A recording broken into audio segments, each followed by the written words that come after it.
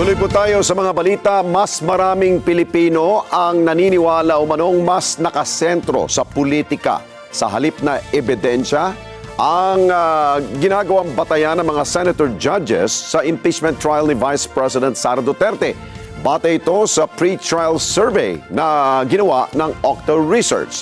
Kunin natin ang detalye sa report niyan. Live report ni TJ Mendoza. TJ!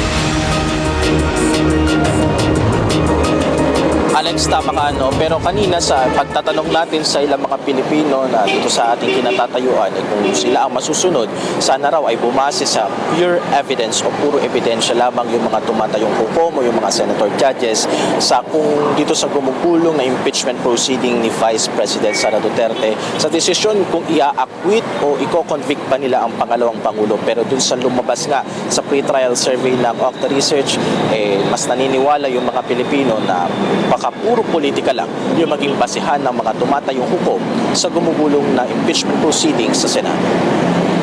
Sa pre-trial survey na inilabas ng Octa Research, tinanong ang mga Pilipino kung naniniwala ba silang ang mga tumatayong senator judges sa impeachment trial ni Vice President Sara Duterte ay babase sa ebidensya at hindi sa politika sa kanilang pagdedesisyon kung iko-convict ba o i-acquit ang pangalawang Pangulo.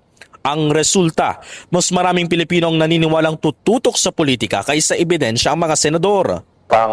Only 1 out of 5 Filipinos feel that the Senate can be evidence-based. Only 1 out of 5. 3 out of 10 feel that the Senate will decide on political considerations. So, mas marami yung nagsasabi na ang political, yung magiging political yan. It will be a political show rather than evidence-based. 19% sa sample size na 1,200 ang nagsasabing base sa ebidensya at batas ang magiging batayan ng mga hukom sa paglilitis. 32% naman ang naniniwalang babase lang sa politika. 49% naman undecided pa. Kung pagbabatayan ng resulta, ano nga ba ang tsansa na mapanagot ang pangalawang Pangulo? My sense is it will be acquittal. But it's not a prediction. It's just my sense as of now. But it can change. This is not a prediction. It can change. I mean, a lot of things can happen.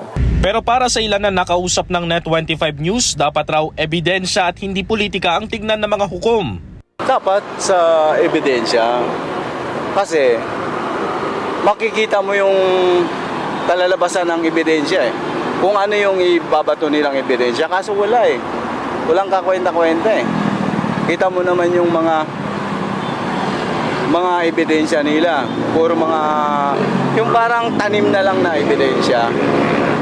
So kahit na may yung ebidensya nila na gawa-gawa, hindi rin uubra eh. Kasi alam na ng mga taong bayan. Alam na. Yung mga sinasabi naman nila na taong bayan, wala, mga bayad yun.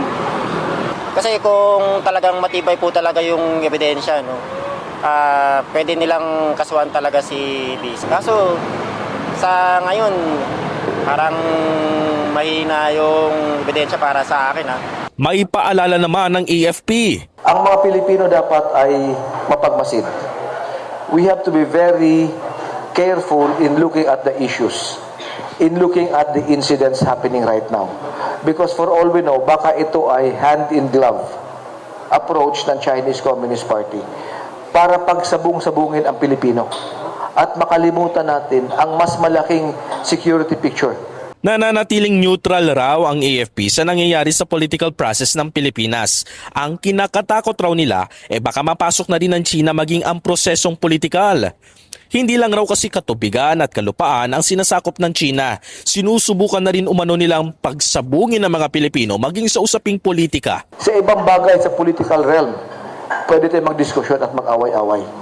But when it comes to our national interest, the future of the Filipino people, dapat nagkakaisa tayo doon.